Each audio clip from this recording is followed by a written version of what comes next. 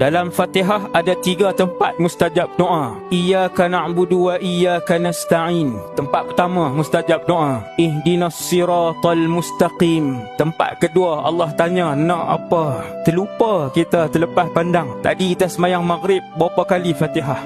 3 kali Fatihah. Ada 9 kali tempat yang Allah tanya nak apa. Bila kita sebut Fatihah Alhamdulillahi Rabbil Alamin, Allah Ta'ala jawab Majjadani abdi, hamidani abdi wa majjadani abdi. Hambaku memuji aku, membesarkan aku. Bila kita sebut Iyyaka na'budu wa iyyaka nasta'in, wahai Allah, aku sembah kamu saja, aku minta pertolongan kamu saja. Allah Ta'ala kata apa yang kamu nak, apa permintaan kamu. Tiap-tiap kali kita baca Fatihah sebut 3 ayat ni. Waktu tu niatlah dalam hati, as'alukal jannah ya Rabb. Niat dalam hati, laju-laju, jangan berhenti lama-lama pula. Aku pohon syurgamu wahai Allah. Ihdinas siratal mustaqim. Matikan kami dalam keadaan husnul khatimah.